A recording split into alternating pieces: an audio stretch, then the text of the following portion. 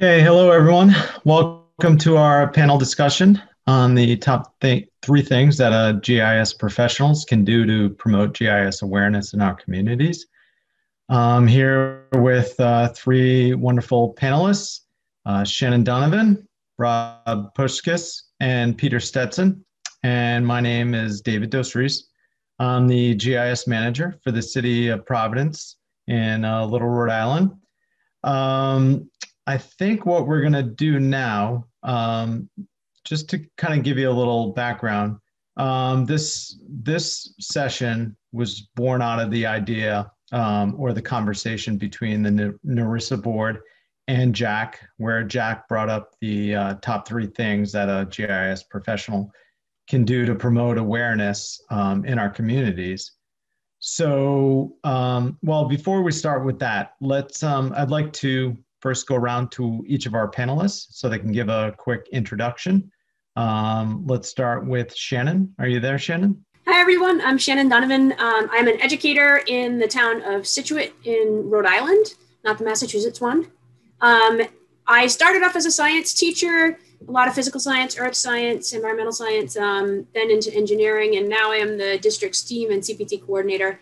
And I was lured into the world of GIS by the other educator on the panel, Mr. Peter Stetson, who got me hooked on GIS through our involvement in the Rhode Island Envirothon. Thanks, Jen. Peter, that's a good segue to you. You want to go next? Sure.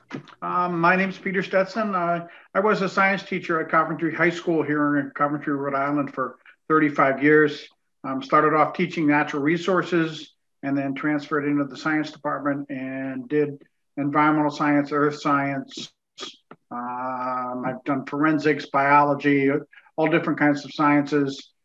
Back in 2008 or so, I was told by somebody that if I wanted to get my students jobs after they graduated from high school, I should start learning a little bit about GIS and start using GIS in my classroom. So in 2009 or 2008 or so, I went to an ARC conference and I met Lynn Malone, and Lynn Malone showed me a bunch about GIS. After talking to Lynn, I got a copy of GIS for my classroom. I started teaching with it. In 2009, I went to the Teachers Teaching Teachers GIS out in Redlands, California. So I went to Mecca and I saw everything that was there. I really learned a lot about GIS while I was there. And I came back and started using it. My school switched over to the online version in about 2012. And so I started teaching with the online version. So I had my hands in all different kinds of GIS products. They currently am retired and running a one-person company, me, basically, and trying to do to let educators in the state of Rhode Island know about GIS and some of the opportunities available to them through the various aspects of GIS. Thanks. Thanks, Peter. Okay, Rob, you want to jump on next? Yeah, hi, Rob Pushkis. I'm currently an assistant principal at a large high school just north of Pittsburgh, Pennsylvania. I've been in this role for about 3 years. Prior to that, I taught online for a while, then in the classroom for a while. And part of my claim to fame, I guess, is connecting students and businesses into real world problems and how to partner those two institutions together to bring real world experiences outside of the classroom, within the classroom, and how to make those connections. Prior to education, I worked as a field biologist for the National Rabies Program. I had radio callers on raccoons and tracked them throughout the ridges and valleys of Pennsylvania. And some days when you have a meeting at 1 o'clock and you're dealing with a discipline situation in the cafeteria, I often wonder why I left that job. But anyway, here I am, and just interested in what GIS can offer our students in K-12 education. Really, like I said, within the real world problem-solving skills they would need to develop while they're here. Great. Thanks, Rob. Thanks, Shannon. Thanks, Peter. Yeah, I'm looking forward to a really good conversation here. But like I said earlier, I'd like to start the session off with the video, the conversation between the NEURISA board and Jack. That's, like I said, where this idea for the session was born out of. So let's start with that, and then we'll come back from that video and have some discussion and reaction from our panelists, so they can either expand upon Jack's ideas or talk about some of their own ideas. So Pam, can you cue up that video, please? Some like top 3 takeaways that as the GIS professional community, you can give us for how we can promote geography and GIS awareness in our kids and in the younger generation.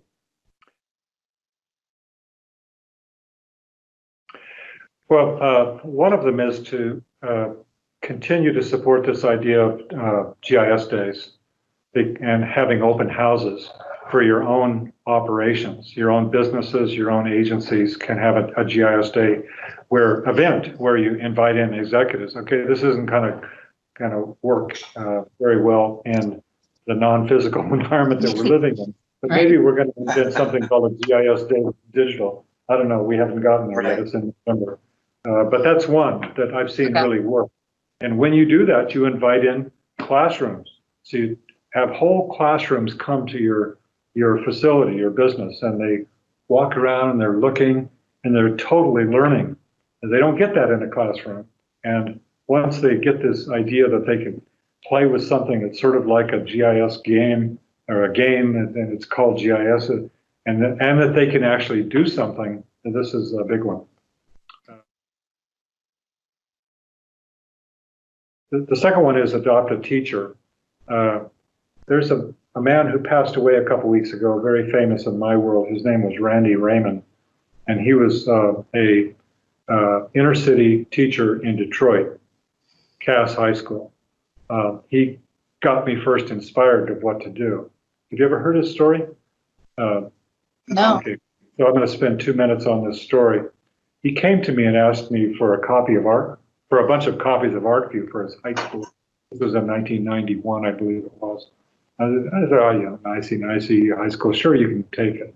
So he gave the technology to these inner city kids in Detroit and said, what would you like to study? And they're just jiving around and talking.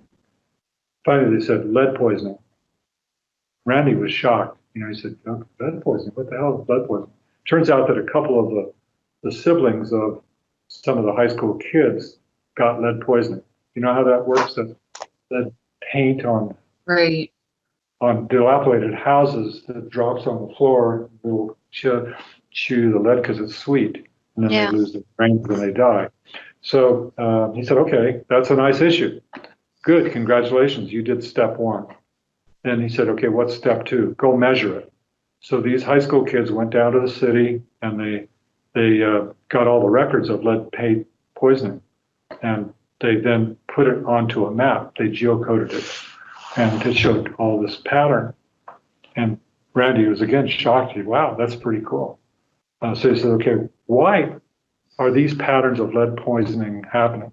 So the kids got the census data. These are just really, this is a true story without much coach. There were 6 kids in this class, and they looked at all the census layers, and they found there was a direct visual relationship between lead paint poisoning and dilapidated housing and poor income.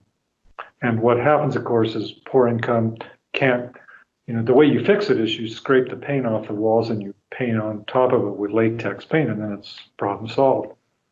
So they found that in dilapidated homes from the census, there was a direct correlation. And so, wow, it was like discovery. These kids, can you just imagine? They discovered a relationship between dilapidated homes and lead paint poisoning. And they just went crazy. They just went crazy. Yeah. And so Randy said, okay, you observed a problem, you measured it, and you found out the reason for the problem. What next? How are you going to solve this problem? So the kids got together and they came up with a solution. And the solution was you scrape all the paint and you paint it. So let's get all the high school students in Detroit to go do this. So they came up with a solution, but it would cost $300,000. So Randy said, okay, you did number 4, you solved the problem, but you didn't take it to action. So then he said, okay, how are you going to actionize it?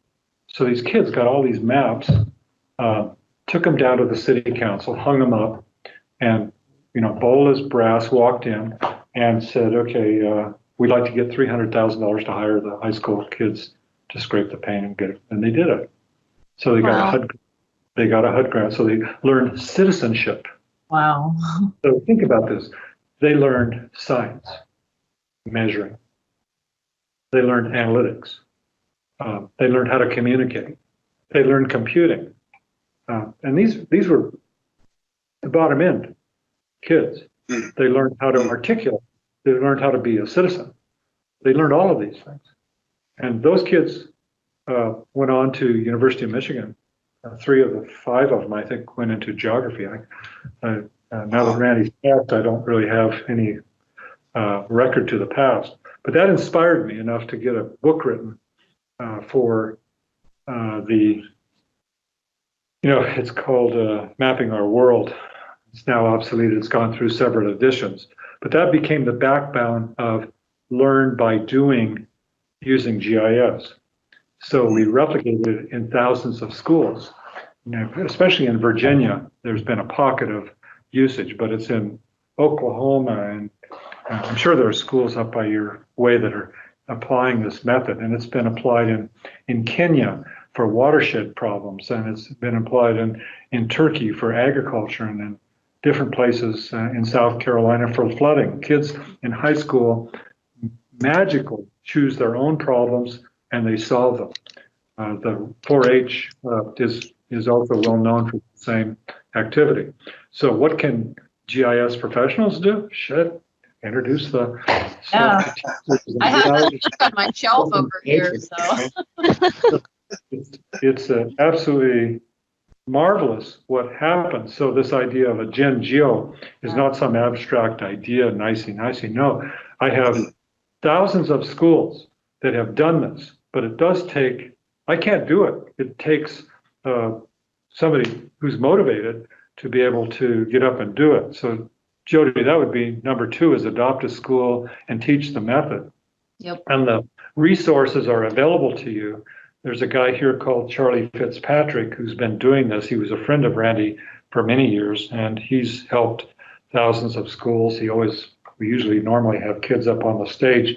Last year was from Ireland, and they come from all over the world.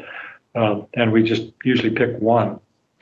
And there's now this new thing emerging.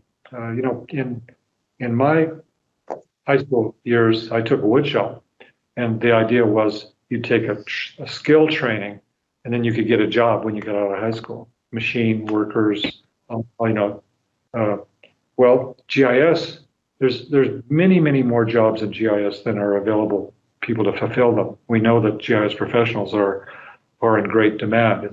It is the thing that's holding back our profession from transforming the world, is the people that really understand it and can make it work are few and far between. So everybody's always worried about their job. Geez, if you have GIS in your training, there's no need to worry about a job. There's way too much work to do.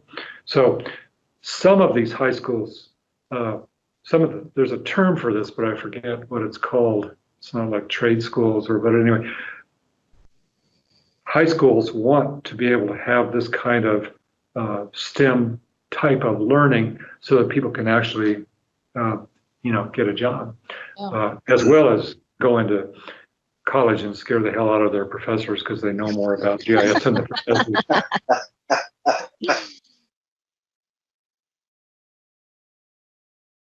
A third thing that we're doing this year that might interest some of your members is we're providing a free version of Learn ArcGIS for all students, college students in the world.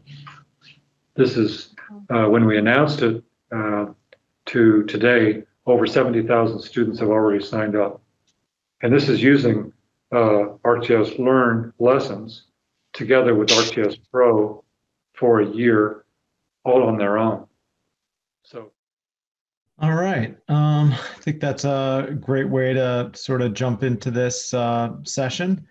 Jack touched on a few different things there: GIS Day promotion and events, adopt a teacher model, and then promote GIS resources. I've had experience with the first two, but let's go around to our panelists and see what they have to say and what they can add to this discussion. Shannon, you want to kind of hop on and move the discussion forward? Thanks. Yeah, sure. When I first started to try to implement some real good GIS tools in the classroom, it was when I first began teaching my environmental science course at Scituate High School, and I had gotten an EPA grant and bought some desktop licenses.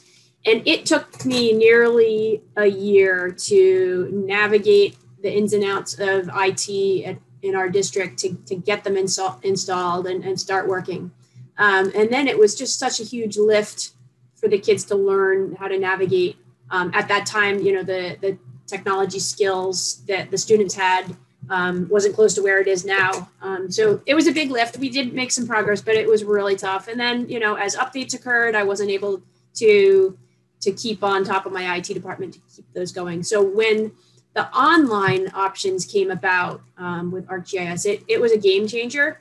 It's made it so much more accessible for us. They have offered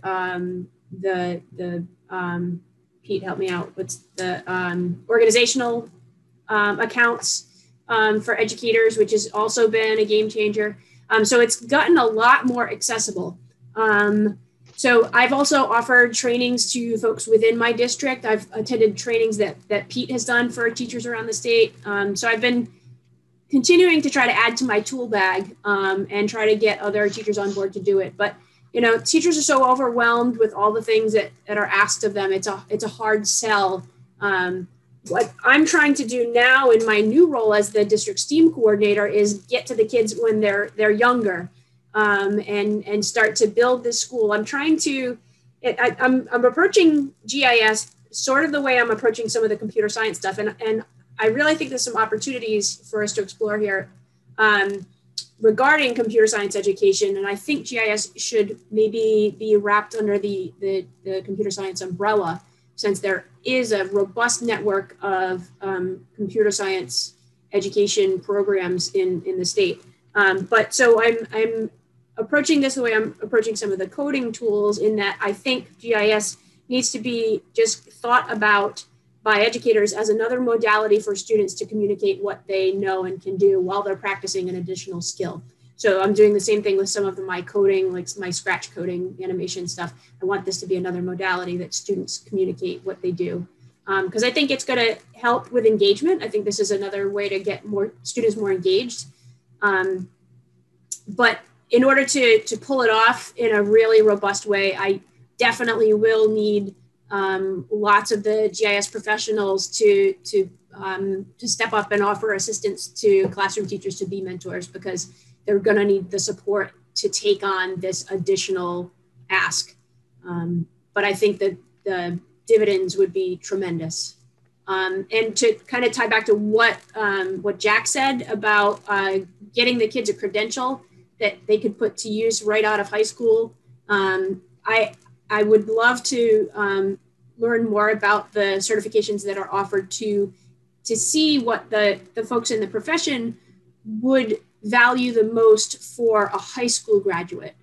Like, which of those certifications would be most valuable for our students to achieve? Because we, like Jack was referring to, we have some career and tech ed programs at our high school, and that's another one of the hats that I wear as the CTE coordinator.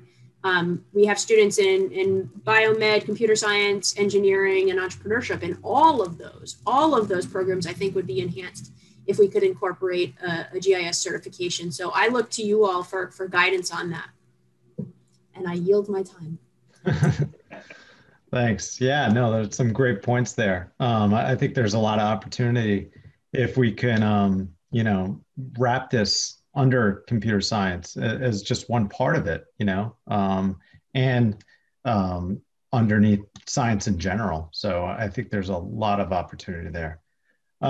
Pete, you want to take it from here?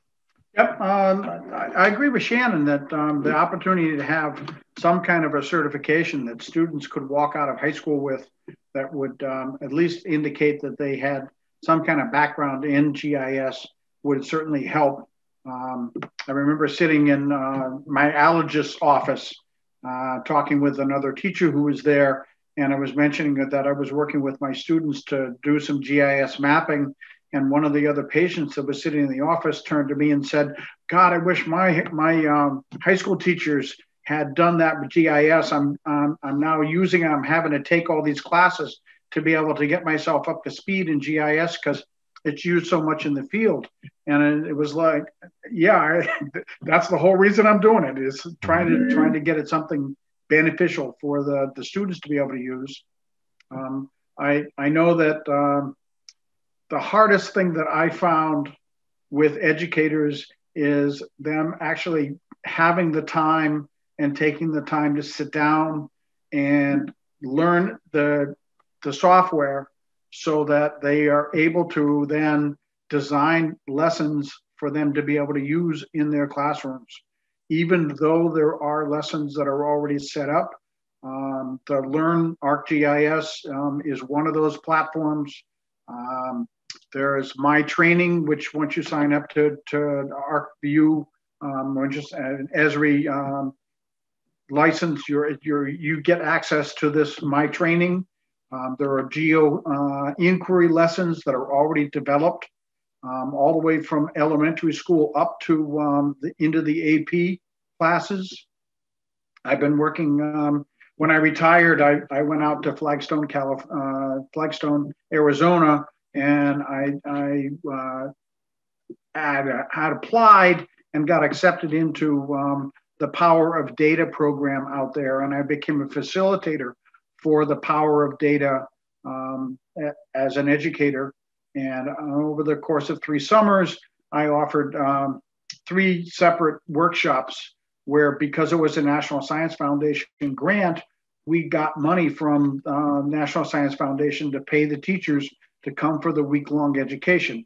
NEURISA has been very supportive of me offering those here in Rhode Island, and I'm sure that other NEURISA or other EURISA groups have done the same thing.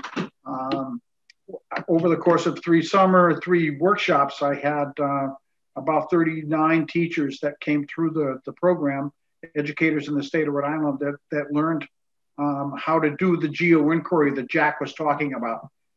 The idea that you present a problem, you go online, you find the data that's available to help you come up with a solution for that problem, and then you present your evidence to the community.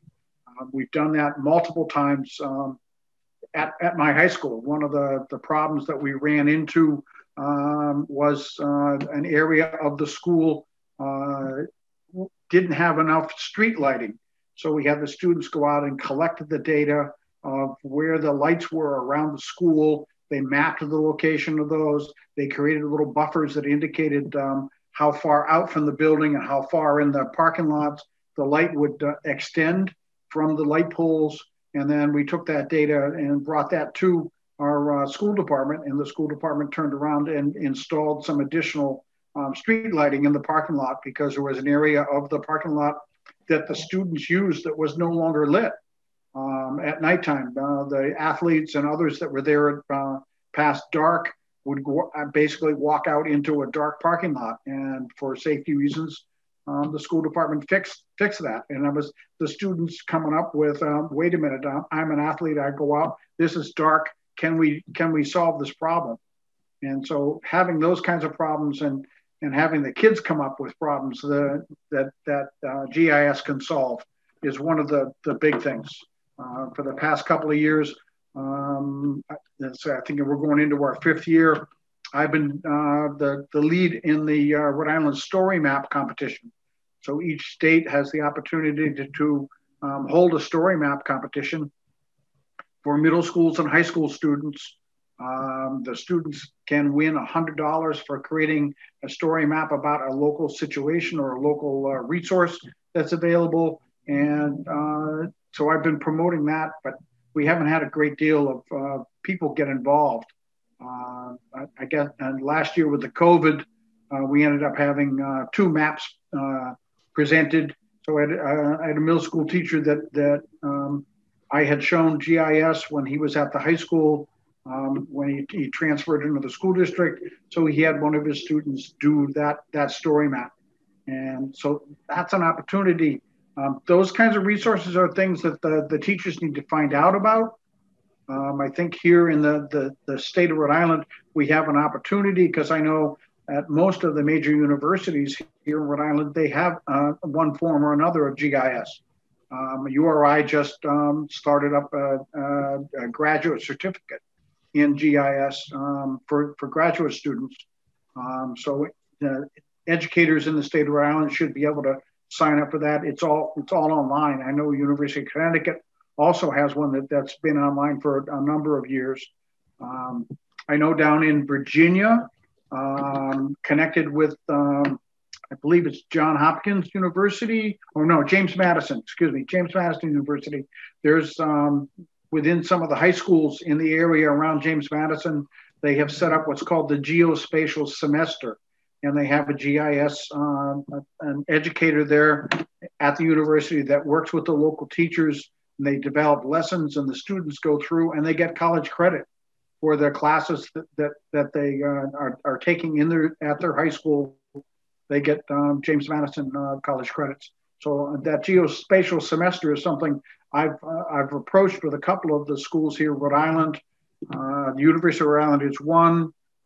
Providence College is another, and Brown University is the third one, with the idea that if we could do something along those lines, we could get students, high school students, interested in GIS. I also know that coming up, the Advanced Placement College Board is trying to put together a AP GIS course so that students would be able to get advanced placement in that. Way back when, going back several years, there was a company down in Texas called Digital Quest, and they're still around. And they had a 2-year GIS curriculum that they had developed. And all that you basically needed to do was to purchase the curriculum for them. The school had all the technology, they had all the computers, they had everything.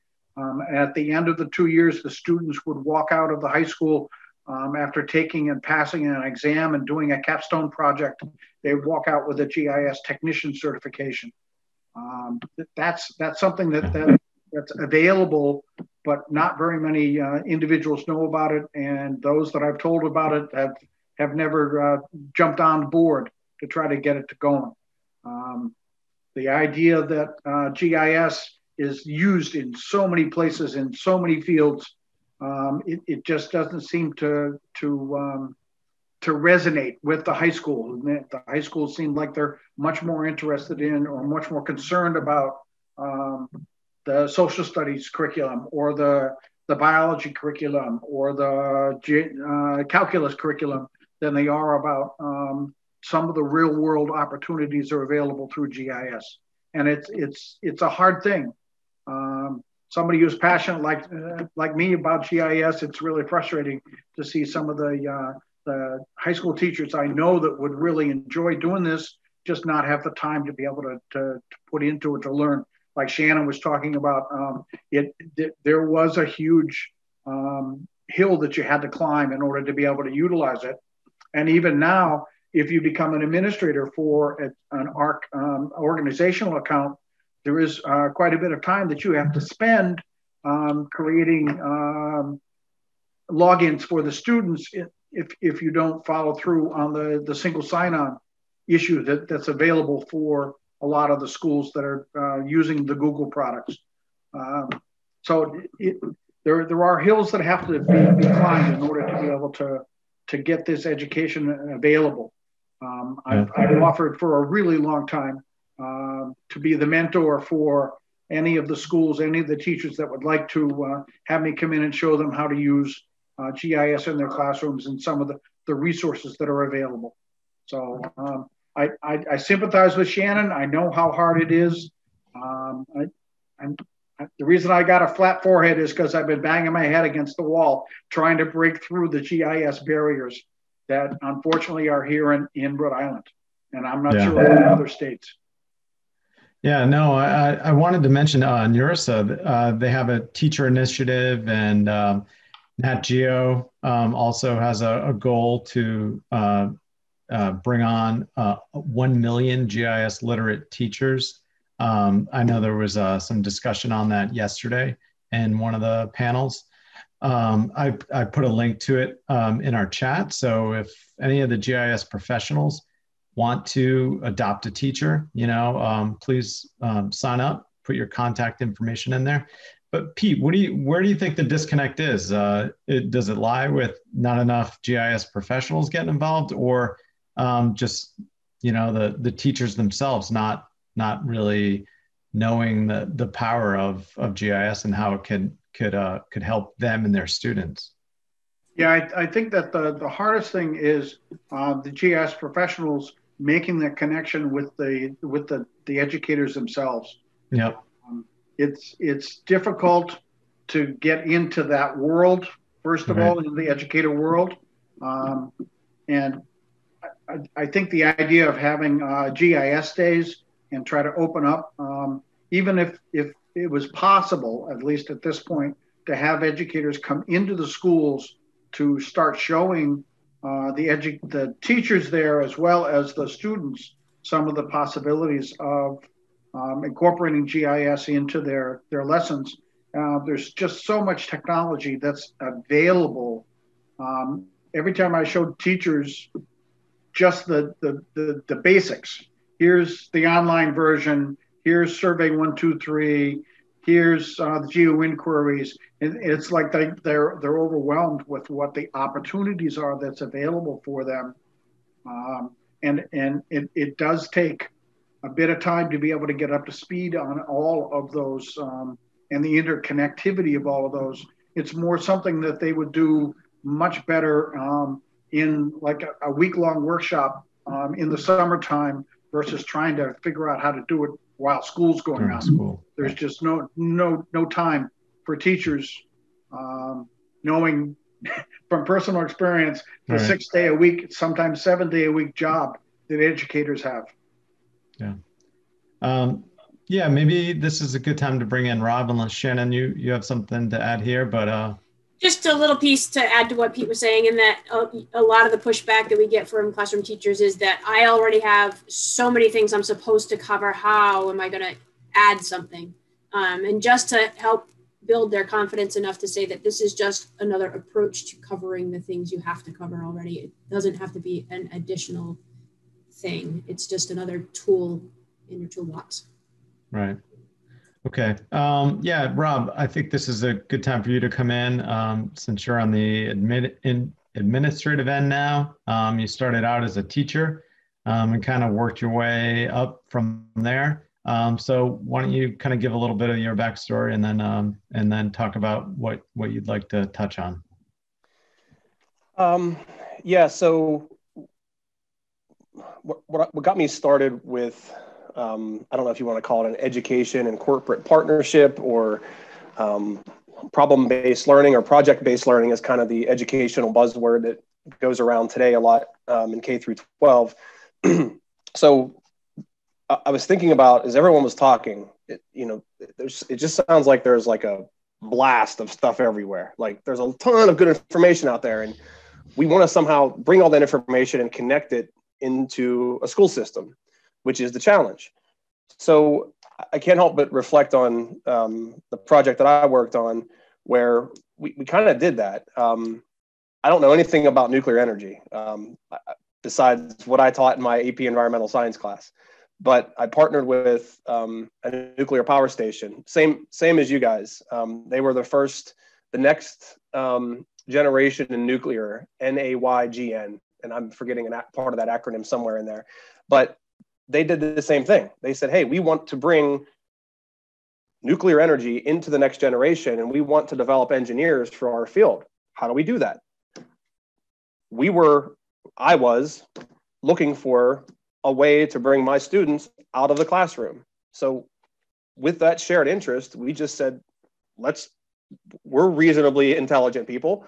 Let's come up with a way to get our students involved with that connection. So I think with GIS, you have the vehicle for that. With nuclear energy, we had no vehicle. We were just doing research online, and students were devising projects, and we did some fun, like small scale models of things. But GIS would have the technology for students to be able to connect on their device and do mapping exercises and build things that they could do at any given time. It wouldn't have to necessarily be within a classroom. So I can't help but think that somewhere along the lines, and I don't know how you do it, and I wish I could tell you how to do it, but if you had your group that's interested, think about locally, your own kids, where do they go to school? Because as a classroom teacher, I couldn't help but think, if I had a parent reach out to me and say, hey, I'm a GIS professional, I can provide you with the resources, the programs, and the skills for you to do this in your classroom. That's what I can offer. Can we talk? I would at least listen to what you had to say to see what we could do. So if that's what you're trying to do, we have all this information, you want to connect it, you got to start it somewhere. Think of locally who you can reach out to and how you can make it successful. It might be at the middle school level, it might be at the high school teacher, or at the high school level, it might just be one teacher. But I think once you kind of wedge that bridge on getting into it into the school, it'll grow from there.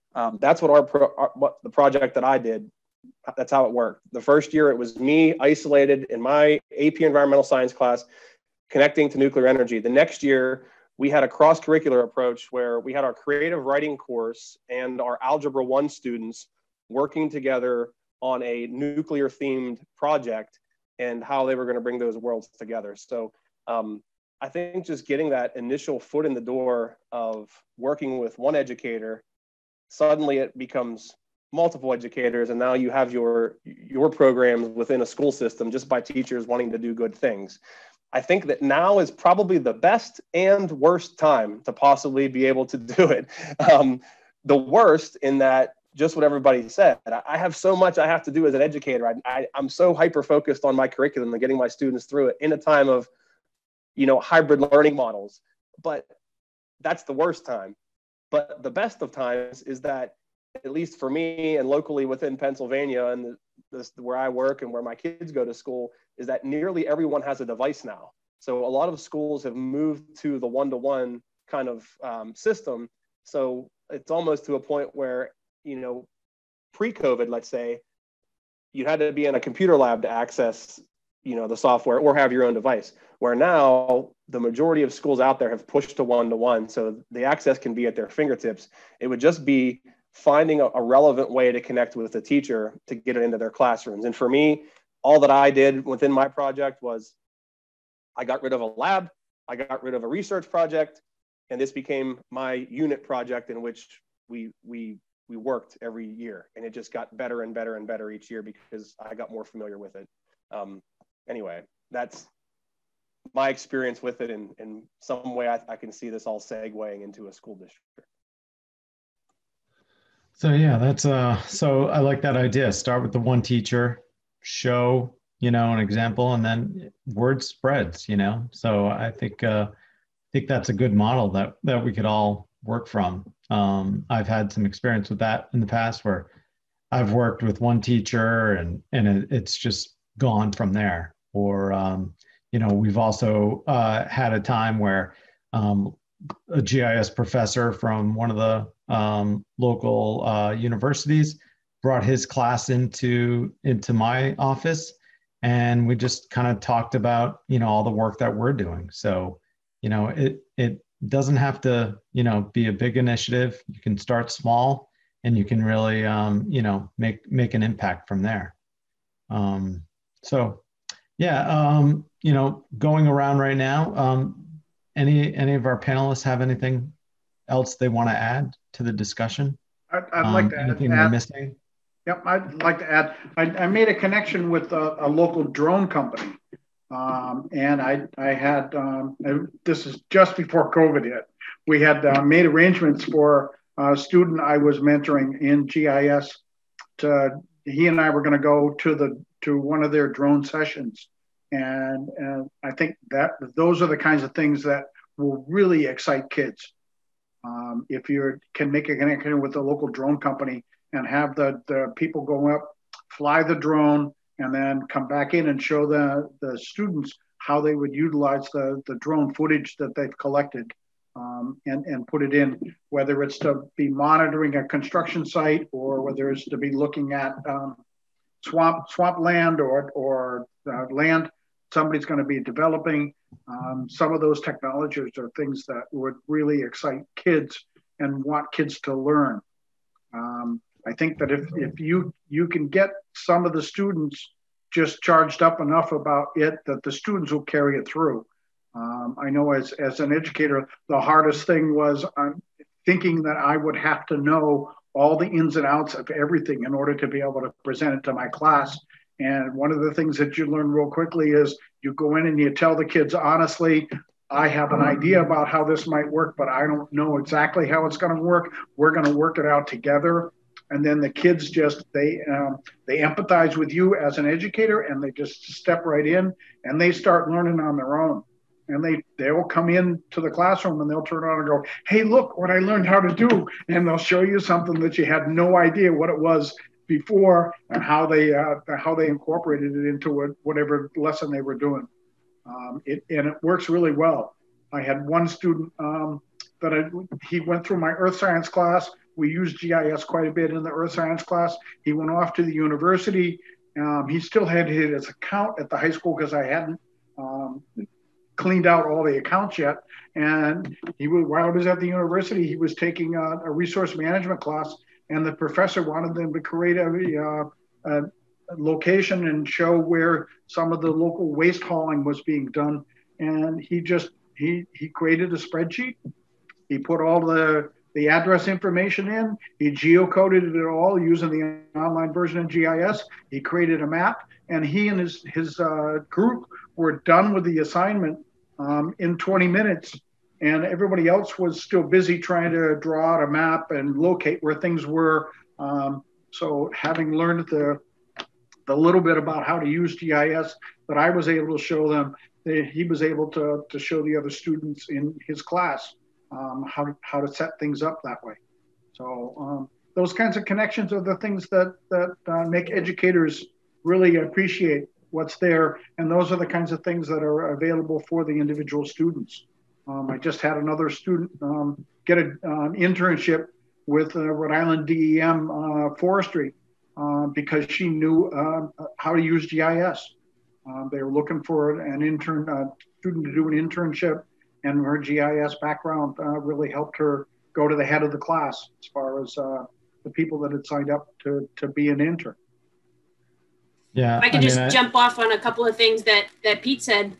Yeah. In terms of the problem-based learning, the approach to project and problem-based learning, like Rob talked about as well, is it's a different mindset and a different approach that a lot of teachers, especially the ones in some of the older generations, were accustomed to having to be the expert in the stage on the stage sort of thing. Whereas with the approach with problem-based learning, you're learning together and getting teachers comfortable with not having all the answers right at their fingertips is different. It involves comfort with taking risks and it being okay to not have the answer. And we just have to make sure we're building the culture in schools where that's okay. That we don't always have all the answers, and we are learning with our students with some of these new tools. And the piece about the drones that Pete mentioned in the earlier session with the vendors, I jumped in and had a great conversation with John from AirShark. And they are very open to working with teachers, supporting teachers, and exploring other ways to get students engaged with drones and mapping. So a shout out to that vendor, one of the sponsors of this event, for offering up to be a resource for us. So thank you for that. Yeah, no. So how do we make that connection? How do we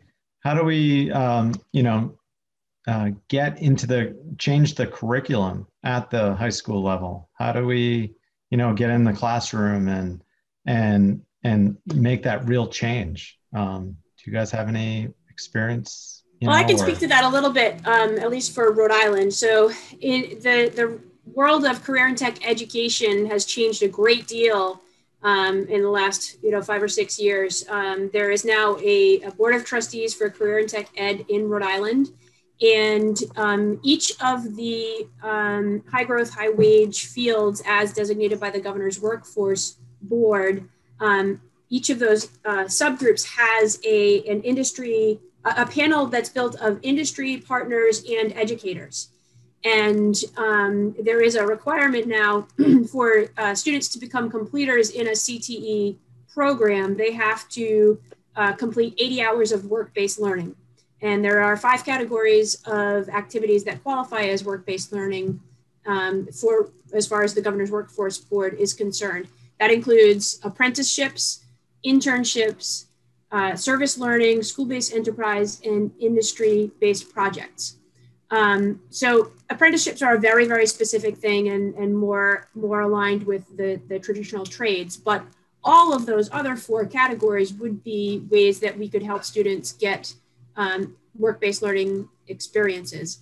And obviously in the time of COVID, those are going to look different than they might have a year ago. We're not going to be able to get to the point where we can get every student in Rhode Island an opportunity for an internship. However, there are ample opportunities for service learning projects, school-based enterprise, and industry-based projects. So for example, somebody like John from AirShark might zoom into a classroom and talk about a hypothetical or a real client that they're working for and a problem that they're grappling with, and maybe pose it to the students. The students would, work through some of that in the classroom, and then maybe have teams that could present their ideas to John and a couple of his employees and something like that. So it's a real world problem presented by an industry professional. Create opportunities for the students to practice those professional skills that they're going to need in the workplace, but really validate the work that's happening in the classroom by the interaction with the industry folks. And that, as teachers, I think that's something we really, it's uncomfortable, it's risky, it's scary, but it's kind of really fulfilling when, the work that you're doing is then acknowledged and encouraged by the industry professional that gives the students the really valuable feedback. So that's kind of the direction that we're going in. And as CTE teachers and coordinators, we need those industry folks to offer up those opportunities for our teachers to engage their kids with folks that have that boots on the ground knowledge of how these tools are used. Yeah, I agree. I think that one of the big things that could be done, NEURISA, the RIGIS group here in Rhode Island, your state level GIS organization, the Cooperative Extension of Rhode Island, geospatial specialists that are working in most of the states, all of them together could certainly put their heads together and host some kind of a GIS day and highlight some of the careers. That was one of the things I did at the end of my T3G. I hosted a GIS day at the high school and found a bunch of people from around the state who came in and showed the different projects that they worked on to the students that were there. And it worked out really well. I think also here in the state of Rhode Island, one of the things would be for the Rhode Island State Department of Ed to recognize the geospatial aspects of all of the technology that's available and make sure that the educators in the state were familiar with all of that. I know, I wonder in Pennsylvania, Rob, if that's something that, if there's a geospatial group in Pennsylvania that you're aware of, that you could connect with, that would then open the doors to have some of the local companies and organizations come in and be willing to share their expertise in the the geospatial fields. So our preparations for today's event really kind of got me thinking a lot about this. I've been passionate about GIS for a long time, but it's one of those things that's kind of moved to the back burner over the past couple of years because of other things I've been engaged in. But since we started prepping for this, like I mentioned earlier, I've really started to think about this being under that umbrella of computer science education. And there is this huge push in Rhode Island for computer science education called CS4RI. And it was an initiative pushed by Governor Raimondo. And so I actually have a meeting later this week with a couple of the folks involved with that initiative at CS4RI, Karen Breyer, and Holly Walsh is another one at the Department of Ed that's very much involved. And another thing that I'll put out there for anybody that wants to step up and get involved, I'm also the state advisor for the Technology Student Association, TSA, not the airport people. We had the name first. And so we have, that's another one of the CTSOs, Career and Tech Student Organizations like Skills USA, FFA, HOSA, DECA. It's one of those, somewhat lesser known in Rhode Island, but we're working on that. And we have a series of competitive events, and we usually have like a fall conference, a state conference in the spring where students come and compete. We're moving to a completely virtual environment to get through this year. But that creates opportunities to maybe engage some people that might not have been engaged previously. So I would love to work with a couple local folks to come up with a initial challenge, a mapping challenge of some sort to offer up to the kids. Or even maybe we just do a mapping event similar to what we're doing this afternoon here, just to get folks introduced and comfortable and maybe like a safer, lower stakes type of experience. So I have already begun trying to network with some of you. Jay was talking about LinkedIn in one of the earlier sessions and the importance of networking. And so I was trolling Jay's LinkedIn page and sent invitations to connect to several of our Rhode Island GIS professionals. So if you see a message from me, I hope you'll accept that. All right, great. Yeah, I'll welcome that invitation. We have a couple questions that are coming in. Do you guys, any of you know of a clearinghouse for education entities looking for GIS partnerships or help, or GIS professionals looking to help schools or teachers? I know that Esri has a map that has all the geo mentors on it. I also know that the American Geographic Society has been doing a GeoMentor program, so that they have GeoMentors listed on a state-by-state basis that are available to work to help out schools and to help out educators. So those are a couple of resources that I'm aware of. Okay, good. Yeah. If you want to throw any links that you have in the chat, okay, that might be helpful for some of the people attending today. I'm sorry. One of the in Pennsylvania, one of the entities that connects schools to outside organizations are they're called intermediate units, and they basically are just regional educational entities that help support schools within those regions. So I don't know that there's specifically a GIS structure within the intermediate units, but a possible connection with, hey, we have this group of people that want to work with a school, Allegheny Intermediate Unit. Can you help connect us with those folks? One of the other items within the projects that I did in the past is we got pretty lucky. We worked with the community college of Beaver County then in the project we were doing, and because they were a community college, they were able to offer our students 3 credits within I think it was their intro bio course, but it was like biology and the environment. And a lot of what I did was environmental science. So they basically approved me as I wasn't a professor, but an instructor that was able to, if the students worked through my course, completed this project in the way that we proposed it to the community college, they offered my class 3 credits for $150. So it was a steal. in terms of how the credits were. So as you're putting together this, I wouldn't be hesitant to find a community college locally and talk about the projects and the things that are doing. I know GIS is a little more specific than biology and the environment, but if it's even an elective credit that students transfer once they hit a college, it's kind of how this one worked for some of my students. Is they're like, well, I'm not going to CCBC, I'm going to Alabama.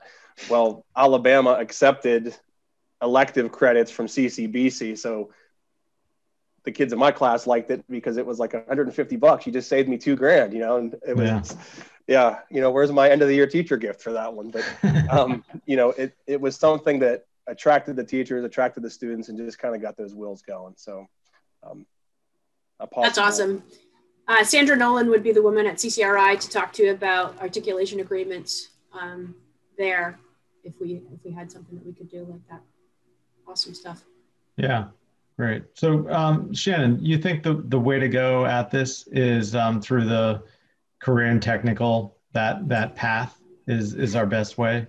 I think so. That's going to be my focus, in addition to just getting folks the experience and exposure, because the CTE programs, in order to get approved by the CTE Board of Trustees, has to have really robust industry input, and this organization and the GIS professional program, I think, will help make that possible.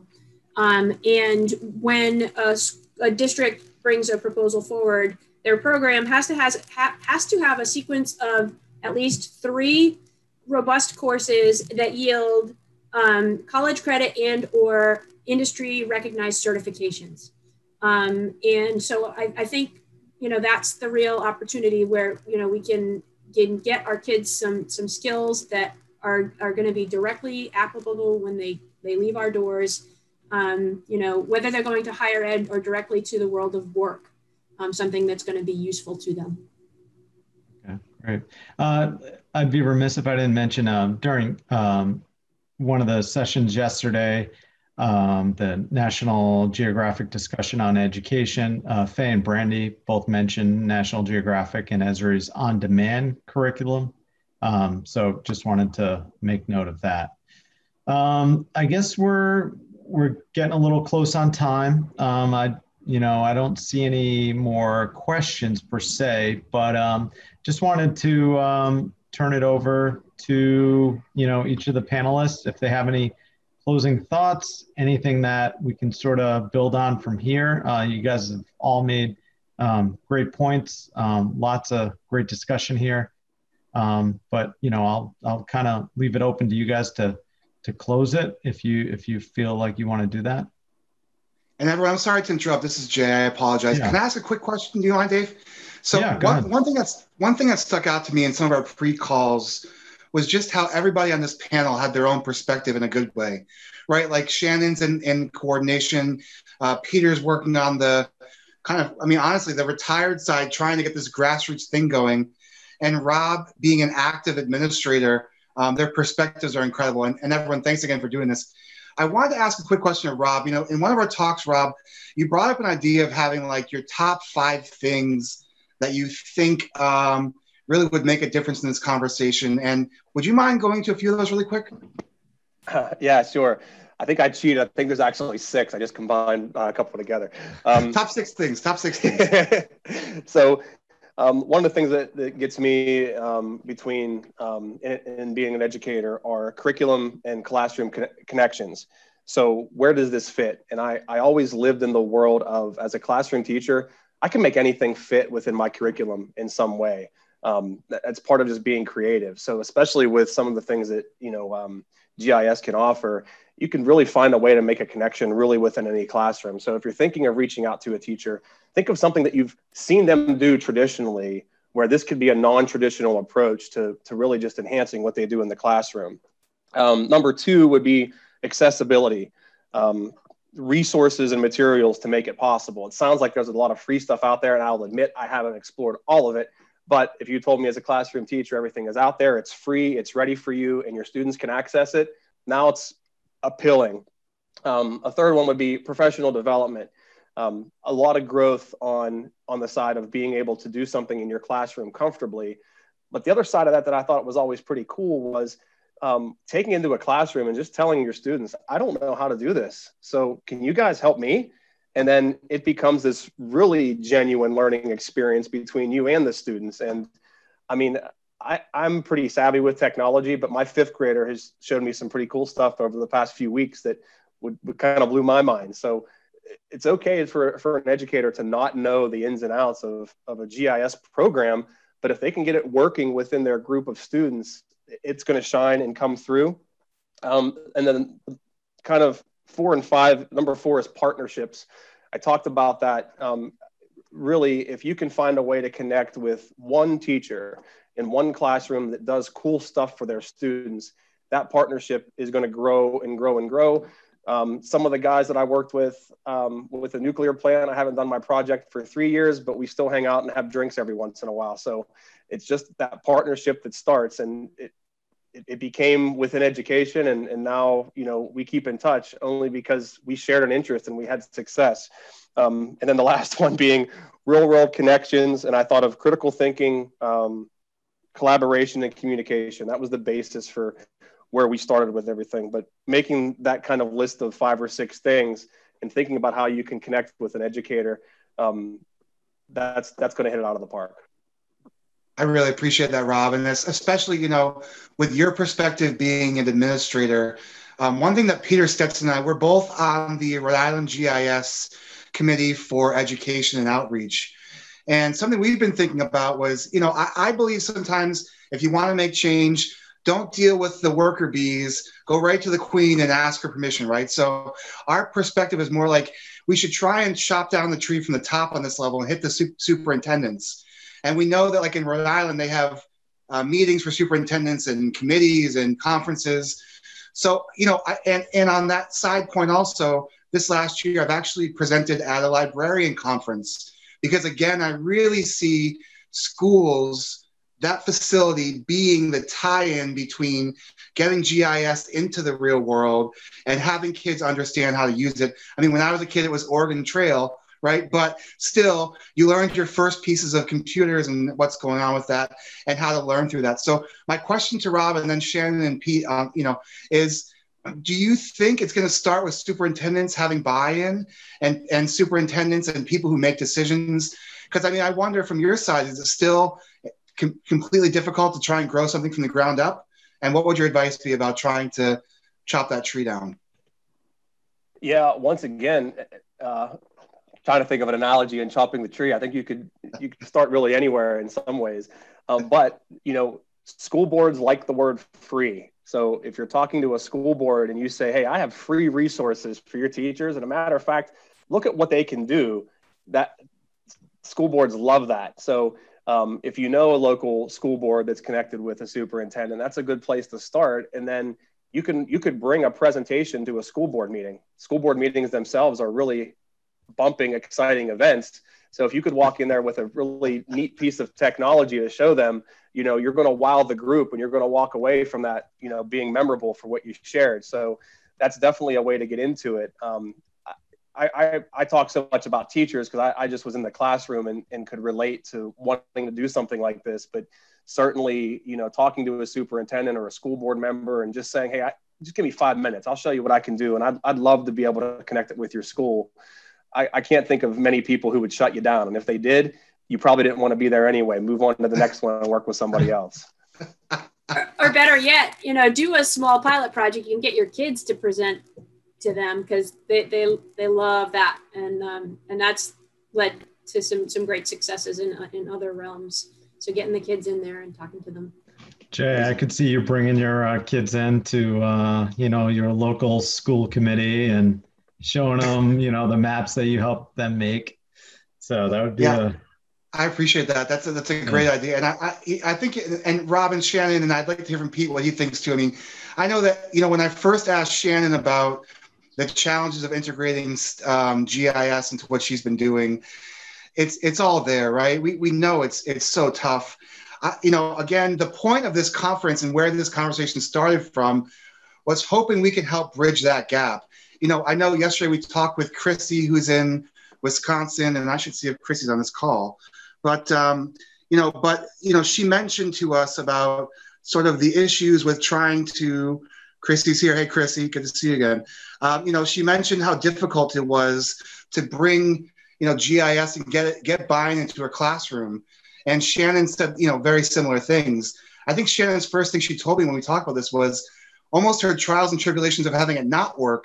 But I feel like in this discussion, that's equally as important as here's the solution to the problem. Because when you can hear from Shannon and Chrissy and Rob and Pete, here's what we've tried and here's how far we got with that success. That's where we're hoping we can come back with some support. The supported teacher initiative has gone through a few different aliases, but ultimately I like where we ended because the idea is we want to be support for educators. That is our goal. We don't want to try and tell you how to do your job. We want to listen. And hopefully by listening, we can definitely get involved.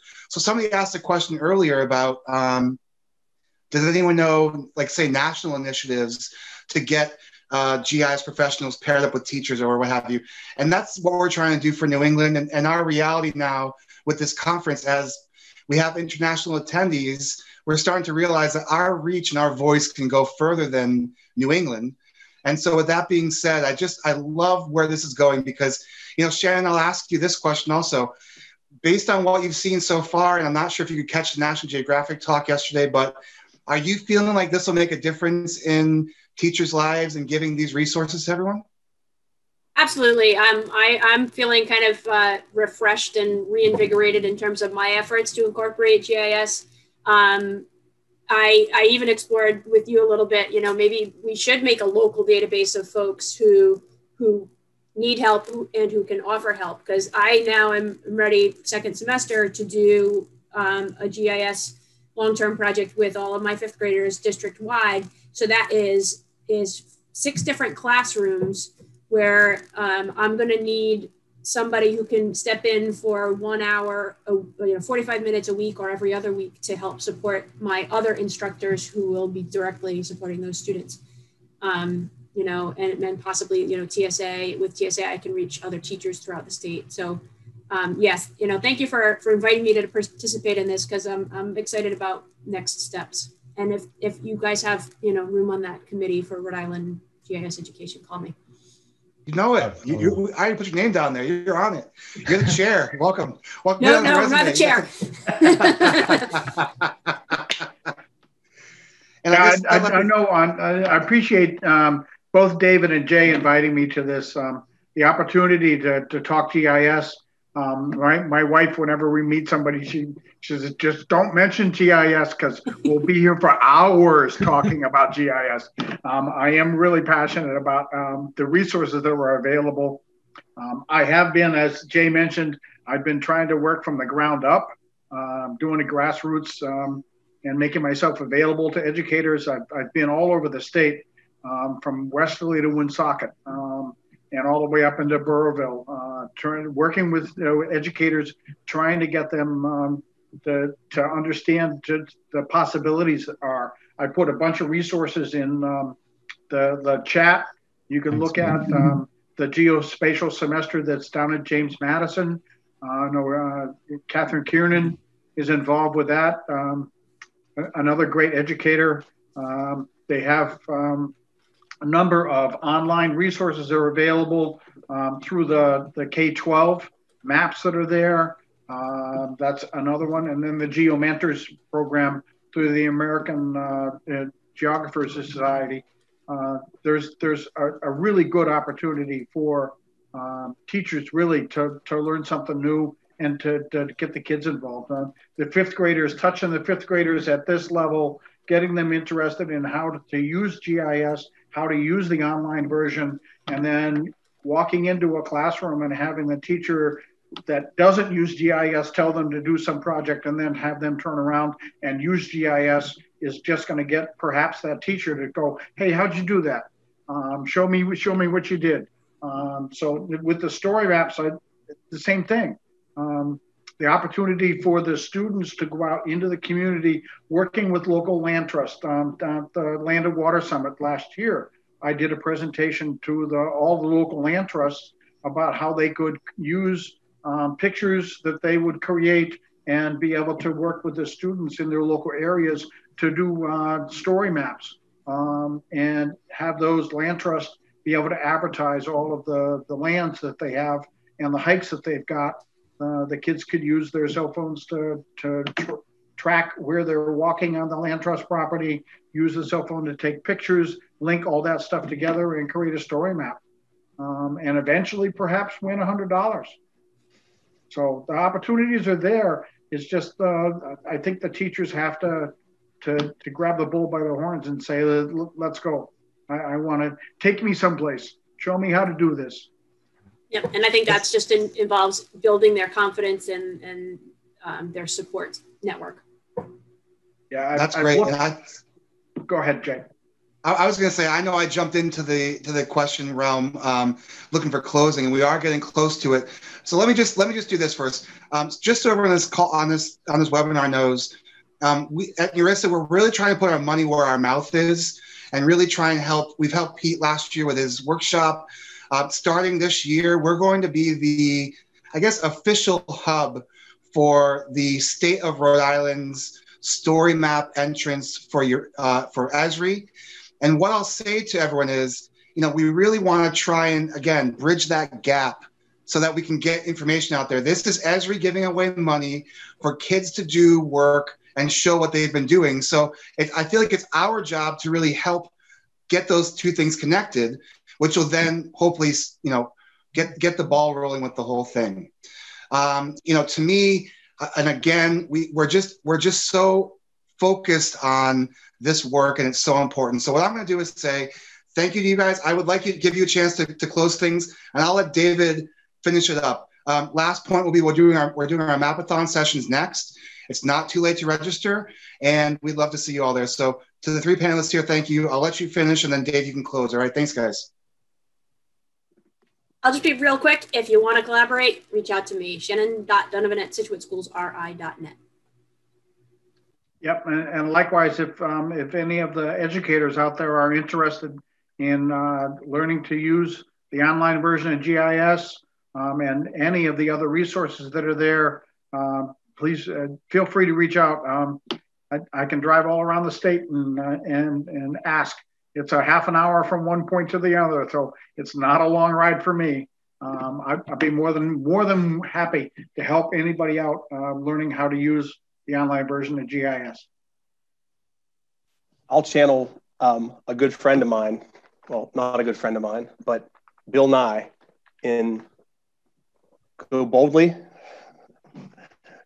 And all it starts with is an idea that you might change the world. So good luck. And thank you for wanting to connect with education. Somewhere down the line, you're going to make a difference. Thanks again. Cool. Thanks. Thanks, everyone. Just so you know, please go to the special guest page if you want to contact any of the panelists today or myself. Be glad to talk with any one of you. And hopefully when our new normal gets back to normal, NEURISA has been great with Mappy hours over the years. So just stay tuned for some of those. And I think that's really a great opportunity for the educators, for the GIS professionals, for students, college age students, of course, who are over 21, but to come out and to just socialize and make that connection with the professionals. So I think that's a really good opportunity for the collaboration to start. So I just want to thank everyone once again. This was a very, insightful conversation. Lots of great topics, and thank you all. Thanks for inviting me.